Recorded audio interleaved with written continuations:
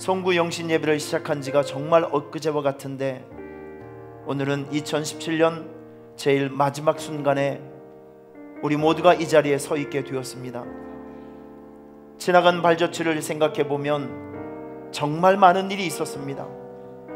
위험한 일도 있었고 힘든 일도 있었고 어려운 일도 있었습니다.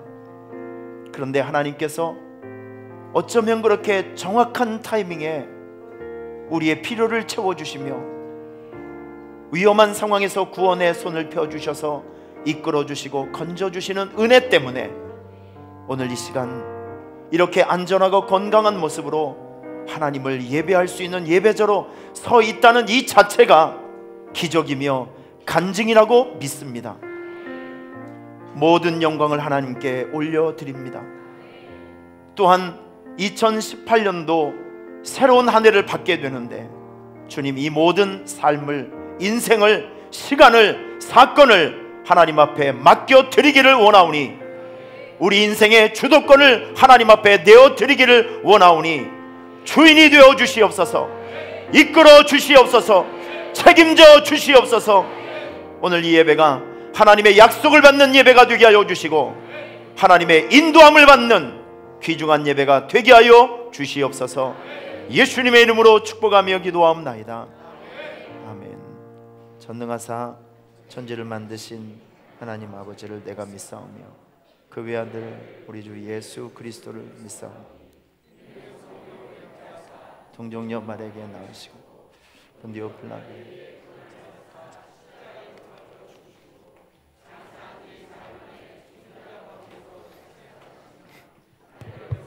전능하신 하나님의 편에 앉아 계시다가 저리로서 산자와 죽은 자를 심판하러 오시리라.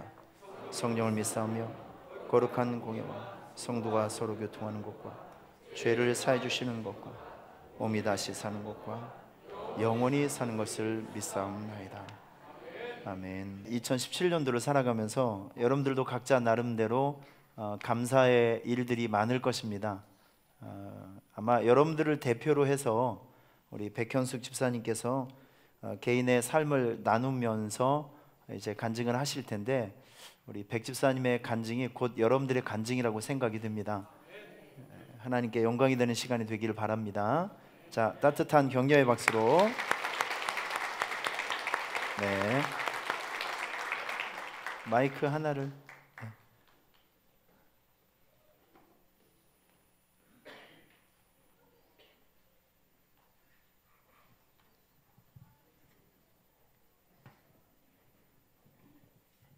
성도 여러분 반갑습니다. 저는 백현숙 집사입니다.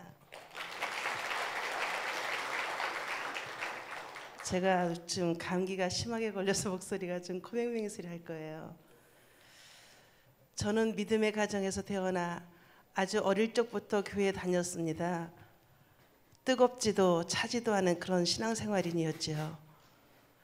그런데 어느 날 하나님께서 그런 저를 토해내시는 사건이 있었습니다. 9년 전 저희 부부가 평소 알고 지내던 지인께 저희 전 재산이나 다름없는 부동산을 담보로 13억 대출을 받아주었습니다. 조건은 2년 후에 그 땅을 사는 조건이 다였습니다. 그렇게 시간이 흘러 2년이 조금 넘은 시기에 은행에서 청천벽력과 같은 소식이 들려왔습니다.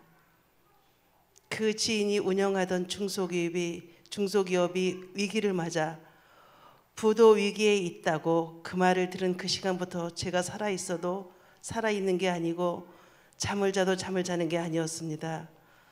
처음엔 너무 경황이 없어 뭘 먼저 해야 할지조차 몰라 무척이나 혼란스러웠지만 전 바로 제가 살 길이 무엇인지를 깨달았습니다. 엎드려 하나님께 그 모든 걸 고함과 동시에 믿음의 자녀로서 잘못 살아온 회개와 앞으로 저희가 어떻게 살아야 할지 그 길을 인도해 달라고 그 시간부터 매일매일 엎드려 눈물 흘리며 기도했습니다.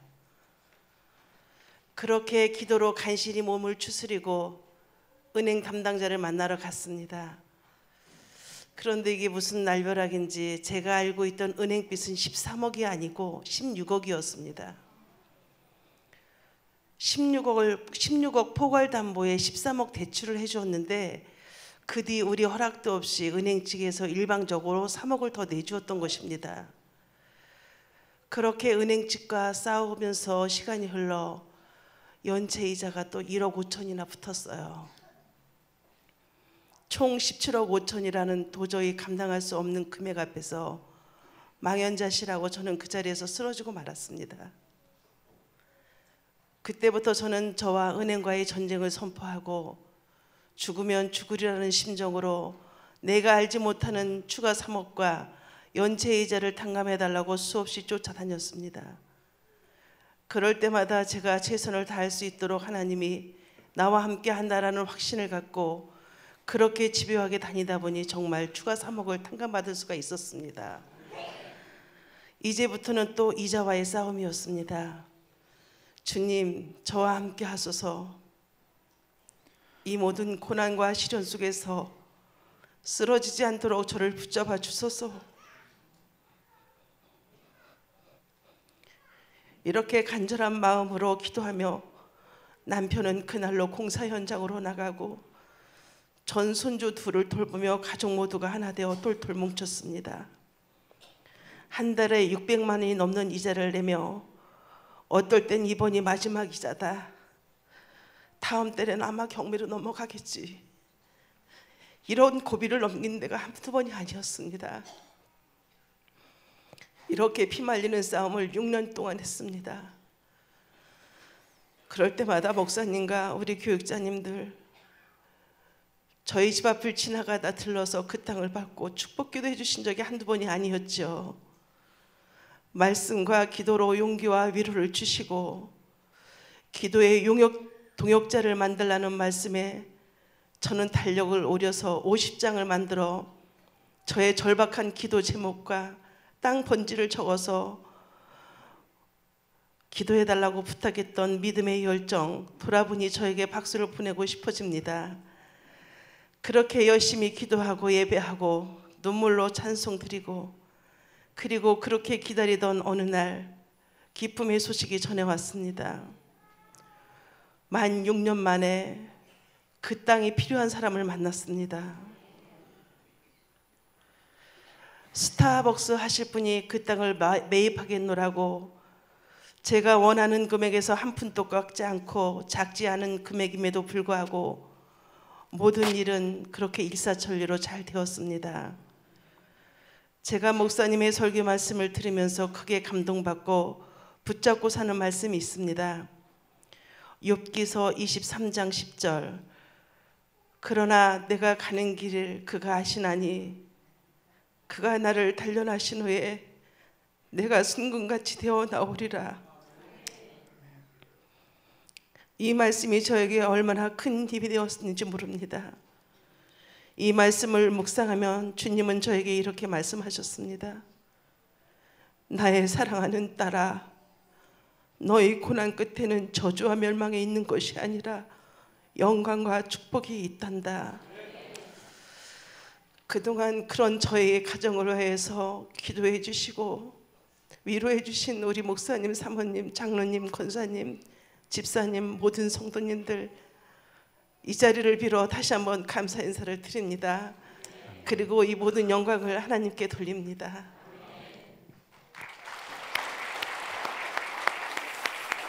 감사합니다. 우리 다시 한번 하나님께 영광과 감사의 박수를 올리겠습니다. 고맙습니다. 감사합니다.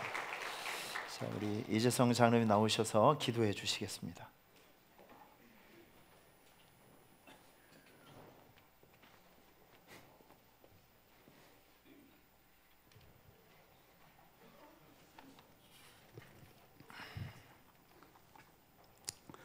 사랑과 풍성하신 하나님 아버지, 은혜와 존귀와 찬양을 이 시간 올려드립니다. 우리들을 올 한 해 지켜주셔서 2017년도 송구원 신예배를 드릴 수 있도록 인도하시니 감사와 영광을 올려드립니다. 신년 초에 하나님께 주님 뜻대로 살겠다고 다짐했지만 주님 뜻대로 살지 못함을 이 시간 고백합니다. 우리 주님 용서하여 주시옵소서. 지난 한 해를 돌이켜보면 우리는 주님 뜻대로 살지 못하면서 다른 사람들을 탓하며 살아왔습니다. 2017년을 보내면서 나로 인하여 마음의 상처를 입은 성도들을 나를 인하여 믿음을 잃어버린 성도들을 생각하면서 이 시간 하나님 앞에 마음과 뜻과 정성을 다하여 겸손히 회개합니다. 우리 주님 용서하여 주시옵소서. 사랑의 하나님, 2017년도 우리 교회 모든 사역에 주님 지켜주시고 동행하셔서 이렇게 부흥할 수 있도록 인도하신 하나님께 감사와 영광을 올려드립니다.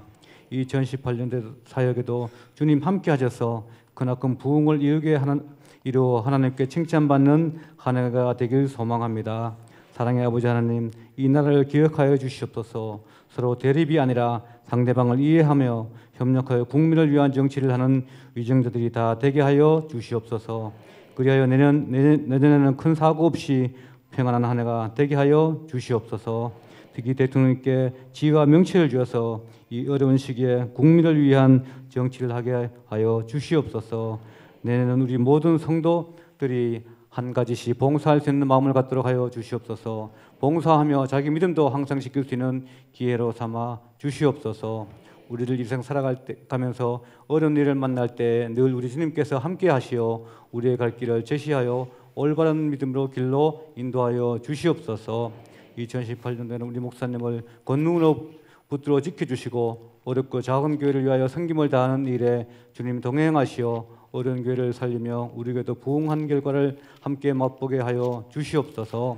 이 시간 송구의 헌신 예배를 통하여 영광 받아주시고 말씀을 전하시는 목사님께 성령으로 충만케 하셔서 한 해를 정리하고 새해를 출발하는 우리들에게 주님이 주시는 지혜와 소망을 넣는 축복의 말씀이 되게 하여 주시옵소서.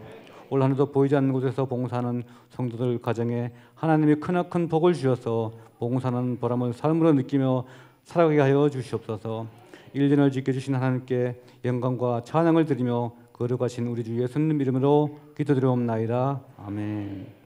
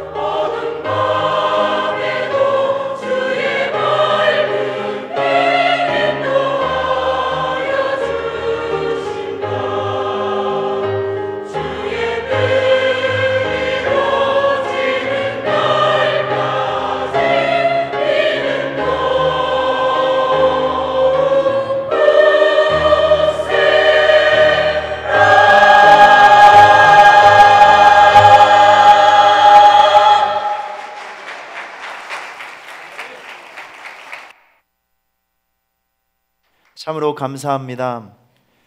지금까지 지내온 모든 하나님의 우리의 발자취마다 하나님의 도우심과 은혜가 있었음을 이 시간 고백합니다. 세상이 아무리 바쁘고 혼란스럽게 변화된다 할지라도 하나님 앞에서의 예배자의 마음이 영원히 변화되지 않고 한결같을 수 있도록 도와주시고 굳센 믿음이 있게 하여 주시고 한결같은 예배와 헌신이 하나님 앞에 드려지는 우리의 삶이 되게 하여 주옵소서.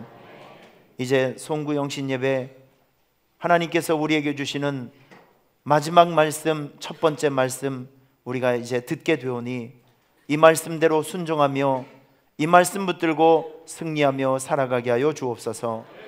예수님의 이름으로 축복하며 기도하옵나이다. 아멘. 자, 이사야 51장에서 보겠습니다. 이사야 51장 1절부터 3절 말씀까지 1절부터 3절까지만 같이 보도록 하겠습니다. 자, 이사야 51장 1절부터 3절 말씀까지 저와 여러분이 함께 같이 읽도록 하겠습니다. 시작. 의를 따르며 여호와를 찾아 구하는 너희는 내게 들을지어다. 너희를 떠낸 반석과 너희를 파낸 우묵한 구덩이를 생각하여 보라. 너희의 조상 아브라함과 너희를 낳은 사라를 생각하여 보라. 아브라함이 혼자 있을 때에 내가 그를 부르고 그에게 복을 주어 창송하게 하였느니라. 나 여호와가 시온의 모든 황폐한 곳들을 위로하여 그 사막을 에덴 같게 그 광야를 여호와의 동산 같게 하였나니 그 가운데 기뻐함과 즐거움과 감사함과 창화하는 소리가 있으리라. 아멘. 오늘 그 점심 식사를 하는 그 과정 속에서 권사님께서 연세 많으신 권사님께서 저를 보시더니 목사님 꼭 부탁이 하나가 있대요. 권사님 뭐예요? 대한민국의 절반이라도 잘라서 제가 드릴 마음이 있다고 얘기를 했습니다. 그랬더니 오늘 송구영신 예배 때 꼭 그 부르고 싶은 찬송이 있는데 신청을 해도 되겠냐고. 그래서 뭐 어려운 것도 아닌데 뭐냐고 이렇게 했더니 지금까지 지내온 것. 우리 할머니들이 많이 부르신 이 찬송을 많이 못 해봤잖아요. 그래서 이번에는 송구영신 예배 우리 신주희 권찰도 그러더라고요. 목사님 그 찬송 좀 한번 했으면 좋겠다고. 근데 우리 할머니 권사님께서 오늘 점심 때 또 그러시더라고요. 그래서 하나님의 계신 줄 알고 여러분 301장을 한번 펴보시기 바랍니다. 301장 우리 할머니들이 많이 부르셨던 찬송인데 조금 크게 해주세요.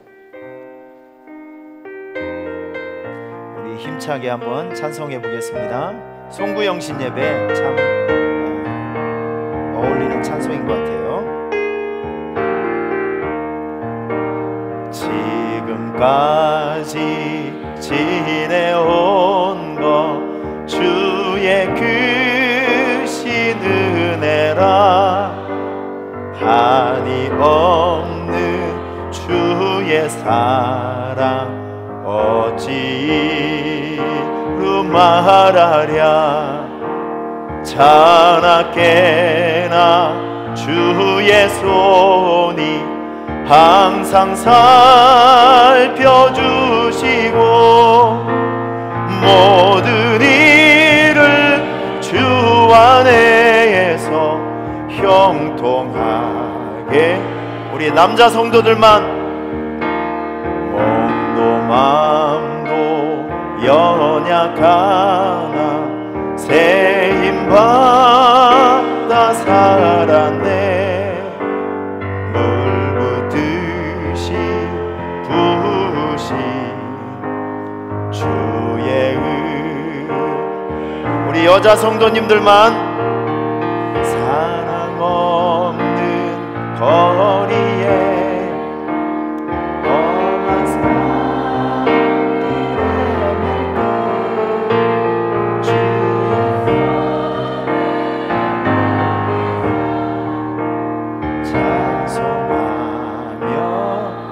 우리 다 같이 주님 다시 배울 날이 날로 다가와 무거운 짐 주께 맡겨 벗을 날도 멀잖네.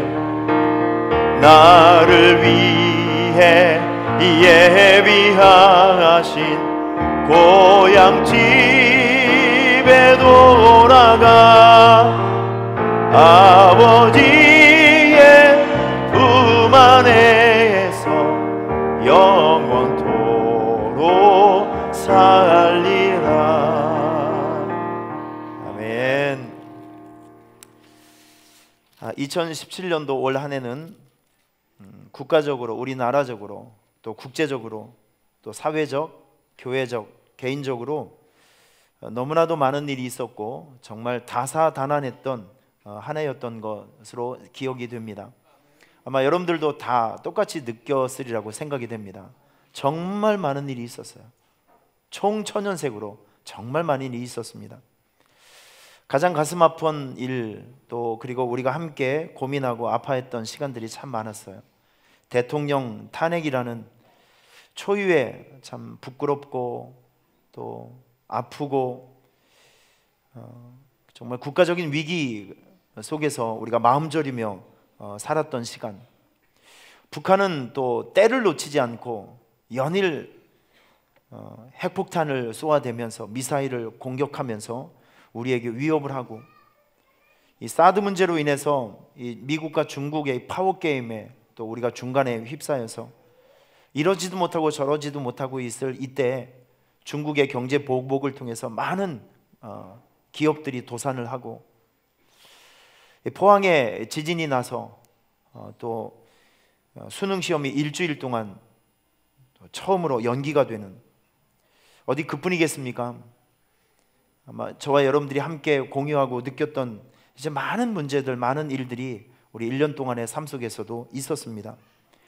작은 나라 대한민국에도 이렇게 많은 일들이 있었는데, 지구촌의 역사를 이렇게 보면 지구촌 여러 곳에서 올 한 해만 하더라도 정말 수없이 많은 사람이 테러 때문에 죽고, 전쟁 때문에 죽고, 자연재해로 인해서 목숨을 잃고 슬프고 어려운 일들을 당했던 일들이 너무나도 많습니다.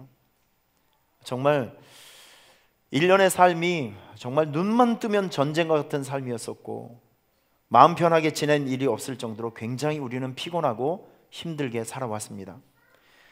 이렇게 힘들게 살아온 모든 과정 속에서 그래도 오늘 이렇게 보니까 저와 여러분이 머리털 하나도 상함이 없이 오늘 이 자리에 안전하게 도착하여 예배할 수 있다는 것이 기적과 같은 은혜입니다. 기적과 같은 하나님의 사랑입니다. 여러분 다 공감하실 수 있겠죠? 자, 그럼 한 가지를 물어볼게요. 이게 우연일까요? 아닙니다. 저절로 되어지는 일이 아닙니다. 저는 우리 교회 성도들을 위해서 기도할 때 그런 표현을 잘 써요. 여러분, 유월절이 무슨 뜻인지 아시죠? Passover. 그러니까 어린 양의 피가 이렇게 이제 문에 발라지게 되면 죽음의 사자가 그 피가 묻어있는 그 집을 이렇게 뛰어넘어갔다, 그 뜻이 유월절입니다. 저는 우리 성도들에게 기도할 때 하나님, 우리 성도, 우리 가정, 우리 교회 유월절의 은혜를 덮어주시옵소서. 이렇게 고난과 어려움이 오더라도 이렇게 뛰어넘어가게 하는 그 은혜. 여러분, 2017년도 저와 여러분들에게 있었던 은혜는 유월절의 은혜입니다. 고난이 찾아오고 질병이 찾아오고 저주가 찾아온다 할지라도 하나님께서 해를 당하지 않도록 우리를 넘어가게 해주셨어요. 그 시험이 넘어가게 해주셨어요. 유월절의 은혜 때문에 오늘 우리가 여기에 온 것입니다. 제가 오늘 11시 예배 시작하면서 여러분들에게 시편 107편을 제가 읽어드렸어요. 그래서 한 주 동안에 이 말씀을 준비하면서 내내 제 마음속에 감동이 되었던 말씀, 바로 이런 말씀이에요. 여러분 한번 들어보세요. 그들이 광야 사막길에서 방황하며 거주할 성읍을 찾지 못하고, 줄이고 목이 말라 그들의 영혼이 그들 안에서 피곤하였도다. 여러분, 지금 저와 여러분들이 이런 상태였잖아요. 마음 둘 곳이 없잖아요. 나라를 보고, 직장을 보고, 사람을 보고, 주변 환경을 볼 때 마음 둘 곳이 없다니까요. 내 마음을 편하게 둘 곳이 없어요. 그래서 사람들이 방황하고 있었고, 여러 가지 힘들고 어려운 일들 때문에 우리는 목말라 하고 있었고, 배고파하고 있었으며, 아파하고 있었고, 굉장히 피곤한 상태에서 살고 있었단 말이죠. 그래서 근심 가운데 하나님께 부르짖음에 하나님께서 그들의 고통에서 건져주시고 바른 길로 인도하사 거주할 성읍에 이르게 하셨도다. 할렐루야. 올 한 해 정말 격렬하게 살았고 힘들게 살아왔습니다. 갈증과 배고픔도 있었고 위기도 있었고 굉장히 심신이 피곤했죠. 이때 하나님께서는 정확한 타이밍에 때를 따라 돕는 은혜를 주셔서 우리를 구원의 손으로 건져주시고 먹을 것과 입을 것을 우리에게 챙겨주시고 필요한 것을 채워주셔서 오늘 우리에게 시편 107편에 이런 표현이 있습니다. 그가 사모하는 영혼에게 만족을 주시며 줄인 영혼에게 좋은 것으로 채워주심이로다. 예, 이거요, 이거. 우리 1년 동안에 하나님께서 우리를 위해서 해주신 일들을 종합평가를 해보면 사모하는 영혼에게 만족을 주시며 줄인 영혼에게 좋은 것으로 채워주심이로다. 하나님은 이런 일을 했다니까요. 1년 내내 우리보다 더한 열심으로 우리에게 만족을 주시고 갈증을 해결해 주시고 필요한 것을 채워주시는 은혜를 공급해 주셨다, 이런 뜻입니다. 우리는 하나님의 노고를 잊으면 절대 안 됩니다. 여러분, 혹시 모래 위에 발자국이라는 시를 아십니까? 모래 위에 발자국. 이 시를 보게 되면 하나님의 사랑을 우리가 깊이 공감할 수 있어요. 모래 위에 두 사람이 걸어갑니다. 그런데 사진을 보면 아시겠지만 사진 위에서 한 사람의 발자국이 보여요. 자, 제가 한번 그 스토리를 제가 읽어드리겠습니다. 어느 날 밤에 한 사람이 꿈을 꾸었습니다. 그는 꿈속에서 예수님과 함께 해변을 따라 걷고 있었습니다. 그때 하늘을 스크린 삼아 그의 지나온 삶의 순간들이 영화처럼 펼쳐졌습니다. 모래 위에는 두 사람의 발자국이 있었습니다. 그 중에 하나는 그의 것이었고 다른 하나는 주님의 발자국이었습니다. 그는 모래 위에 길게 펼쳐진 발자국을 보다가 어느 순간부터 오직 한 사람의 발자국만 있는 것을 보았습니다. 그는 그때가 그의 삶에서 가장 절망적이고 가장 슬펐던 순간이었음을 알 수 있었습니다. 그는 항의하듯 주님께 물어보았습니다. 주님, 제가 주님을 따르면 항상 저와 함께 하시겠다고 말씀하지 않으셨습니까? 주님은 저와 동행하셨습니다. 그러나 제 삶의 가장 어려웠던 순간에는 한 사람의 발자국밖에 없는데 이것이 어찌된 일입니까? 제가 주님을 가장 필요할 때 왜 주님께서는 저를 떠나셨는지 저는 이해할 수가 없습니다. 주님께서 이렇게 대답하셨습니다. 나의 소중한, 정말 소중한 친구야, 나는 결코 너를 떠난 적이 없단다. 내가 고통과 환난을 당한 시간에 모래 위에서 한 사람의 발자국만이 있다는 것은 내가 너를 업고 갔기 때문이란다. 네, 이거죠. 여러분, 우리 하나님께서는 우리의 인생 속에 늘 개입해 주시는 하나님이십니다. 자식이 누군가에게 매를 맞고 있든지 어려움을 당하고 있으면 뒷짐지면서 아이고 꼬소해다, 너 한번 당해봐라, 이런 마음을 먹고 있을 부모가 세상에 누가 있겠습니까? 여러분, 내 새끼가 아픔 당하고 어려움 당하면 부모는 모든 걸 다 잃어버립니다. 오매불망 내 새끼 아니겠어요? 하나님도 여러분들을 바로 그렇게 쳐다보고 있다는 것입니다. 업고 뛰어가는 거죠. 업고 뛰어가는 거. 그냥 보지 못하고 업고 뛰어가는 것입니다. 올 한 해도 여러분 뒤를 돌아보시면 여러분의 발자취보다도 업고 뛴 주님의 발자취가 더 많을걸요. 그래서 이 찬양 날마다 숨쉬는 순간마다 이 찬양 2절 가사를 보면 이런 가사가 있습니다. 날마다 주님 내 곁에 계셔 자비로 날 감싸주시네. 주님 앞에 이 몸을 맡길 때 힘주시네. 위로함 주네. 그 다음이 중요해요. 어린 나를 품에 안으시사 항상 평안함 주시도다. 내가 살아 숨을 쉬는 동안 살피신다 약속하셨네. 어린 나를 품에 안으시고 항상 평안함 주시도다. 여러분, 이게 1년 내내 하나님께서 저와 여러분들을 위해서 해주신 일들이 바로 이런 거예요. 어린 나를 품에 안으시고, 약한 나를 품에 안으시고, 힘을 잃어가고 있는 나를 품에 안으시고, 먹여주시고, 대신 싸워주시고, 대신 띄워주신 그분이 바로 우리 하나님이시라는 것이죠. 여러분들보다 하나님이 더 바쁘셨어요. 더 힘드셨어요. 우리를 보살피시고 인도해 주신 것입니다. 자, 이런 것을 우리가 생각하면 오늘 이 송구영신 예배는요, 우리를 위해서 드리는 예배가 아니라 우리를 위해서 몸과 마음과 모든 것을 희생해 주시고 함께 해 주신 우리 하나님께 감사를 올리는 예배가 되어야 합니다. 이게 송구영신 예배의 가장 중요한 정신이라는 것이죠. 여러분 생각하세요. 하나님을 생각하십시오. 여러분들을 위해서 열심히 움직여 주셨던 하나님을 생각할 수 있길 바랍니다. 하나님을 생각하시면서 우리보다 더한 열심을 가지고 우리에게 함께 하시고 도와주시고 함께 해주셨던 그 하나님께 진정성 있는 감사를 하나님께 올려주셨으면 좋겠습니다. 저를 쳐다보지 마시고 저 위를 쳐다보면서 우리의 최고의 박수, 하나님 감사합니다, 고맙습니다, 할렐루야, 주님 감사합니다, 아멘. 네, 참 이상하죠. 저를 보지 말라 했더니 계속 이래요. 정말 감사합니다.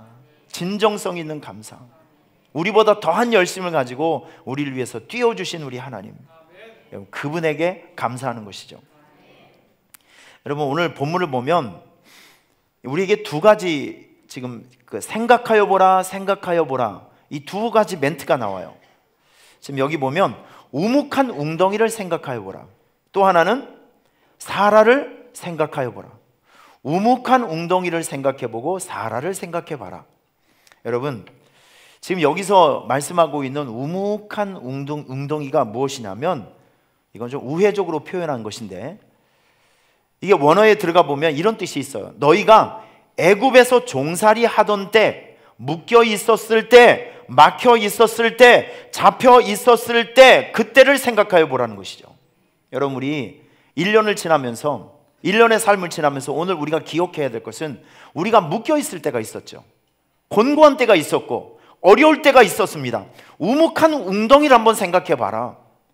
여러분 우묵한 웅덩이에서 하나님께서, 우리가 우묵한 웅덩이에 빠져 있을 때, 잡혀 있을 때, 묶여 있을 때 하나님은 우리를 향해서 무엇을 해주셨죠? 모세를 보내서 이스라엘 백성들 꺼내주셨잖아요. 여러분들을 고난에서 꺼내주셨고, 질병에서 꺼내주셨고, 슬픔에서 건져주셨고, 이걸 우리가 생각해 보라는 거예요. 하나님은 그런 일을 하셨다는 것이죠. 우묵한 웅덩이를 생각해 보라. 여러분 그리고 사라를 생각해 보래요. 여러분 사라가 몇 살에 아기를 낳았죠? 관심 없습니까? 사라는 90살 때 애를 낳았어요.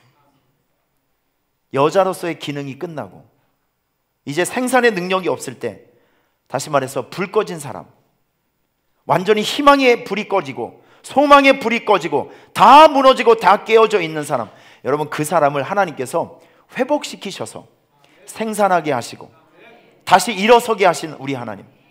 사라를 생각해보라. 다 무너졌던, 다 깨져 있었던 사람을 회복시켜 주시는 하나님. 여러분 그 하나님이 여러분과 저와 동행하고 함께 뛰어주셨던 우리 하나님이시라는 것이죠. 여러분 그 하나님께 무한한 감사와 영광을 올릴 수 있는 여러분이 되시기를 축원합니다. 할렐루야. 감사가 있었다고 하면 오늘 저와 여러분이 또 한 가지 일을 하셔야 됩니다. 이 송구영신 예배는 뒤를 보면서 하나님께 감사하지만 앞을 보면서는 이런 일을 하셔야 됩니다. 어떤 일을 해야 되냐면 이런 겁니다.